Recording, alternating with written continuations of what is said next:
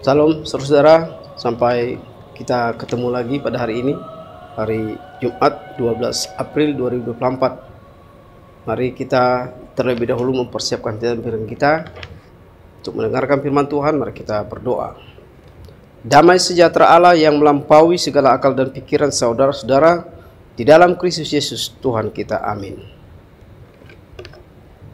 Saudara-saudara yang kasih dalam Yesus Kristus, kitab Nehemia pasal 9 ayat 31 menjadi renungan kita pada hari ini. Saya akan bacakan buat kita semua. Tetapi karena kasih sayangmu yang besar, engkau tidak membinasakan mereka sama sekali dan tidak meninggalkan mereka. Karena engkaulah Allah yang pengasih dan penyayang. Saudara-saudara, kitab Nehemia sesungguhnya mengisahkan pembangunan kembali tembok di sekitar Yerusalem. Orang-orang Israel yang baru kembali ke Yehuda setelah ditawan di Babel menemukan bahwa tembok kota itu sudah hancur dan mereka tidak memiliki perlindungan menghadapi musuh-musuh mereka. Dalam kitab Nehemia terdapat satu contoh tentang pertobatan, tentang pengampunan umat Israel yang telah diasingkan karena dosa-dosa mereka. Tetapi kemudian mereka diizinkan untuk kembali ke Yerusalem. Oleh karena itu, demikian pula Allah sabar terhadap kita. Dia tidak akan meninggalkan kita jika kita mengakui dosa-dosa kita, saudara. Dan kita berbalik kepada jalan Tuhan, jalan yang benar, jalan yang menjadi rencana dalam hidup kita yang lebih baik Dia berikan. Saudara-saudara, demikian pula lah sikap Kristus terhadap kita semua.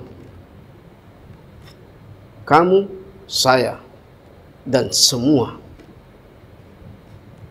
Sehingga kita dapat menghampiri Dia untuk meminta pengampunan darinya, dan Dia pasti akan tentunya memberikan pengampunan itu.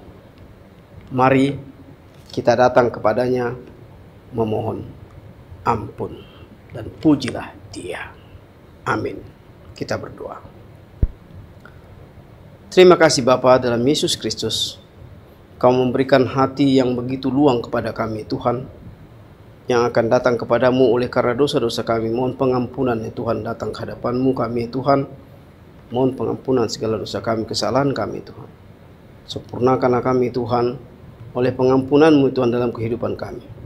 Ajarilah kami Tuhan untuk lebih menjadi manusia maha pengampun, penyayang, seperti Kau yang mengajari kami Bapa. Biarlah hidup kami berdamai dengan sesama kami manusia dan sekitar kami Tuhan manusia. Bapa, ajari kami Tuhan untuk bertekun lebih setia untuk memuji muliakan nama-Mu.